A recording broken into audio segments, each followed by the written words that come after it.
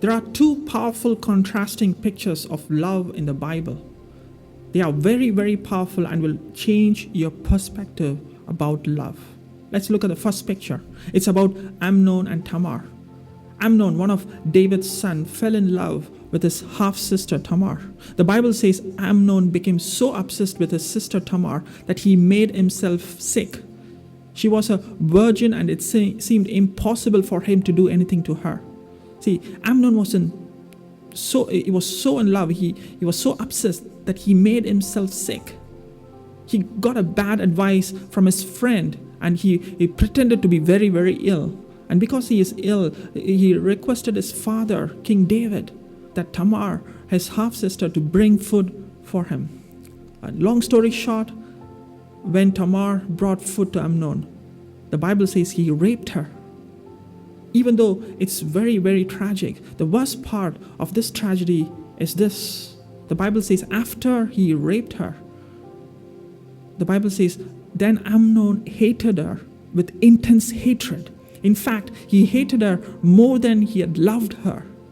Amnon said to her, "Get up and get out." That's the picture of love this world will give. The love this world can give is temporary, impatient, selfish, and one day it will throw you out.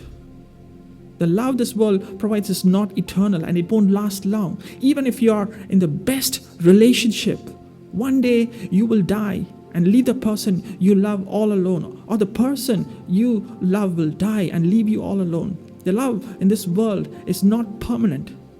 There are many people in this world who will use you and throw you out like Amnon. You will feel like you have no value and you've been abused. The second picture is the picture of a woman who was caught in the adultery. And she was brought to Jesus to be condemned. The Pharisees wanted Jesus to condemn her to death by stoning because that's what God's law demands. But do you know what? Jesus didn't condemn her. He said all those people waiting to stone her, whoever is without sin, throw the stone first at her. And every one of them dropped their stone and left the scene. In the end, it was Jesus and the women standing there. Why? Because every one of us were born in sin and we don't qualify to throw stones at others. We all have sinned.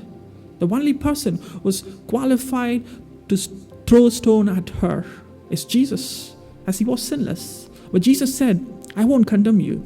Go and stop sinning." Why did Jesus let her go?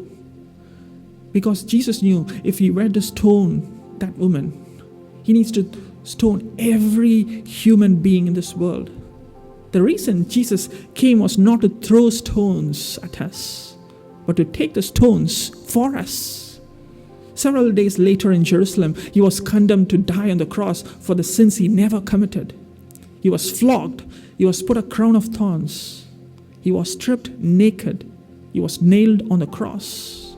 Christ went through all these because he wanted to show you that no matter what people have done to you, you still have value in God's eyes. You are precious in God's eyes. You're so valuable that he wanted to die in your place. He let that woman go because he took her place in that cross.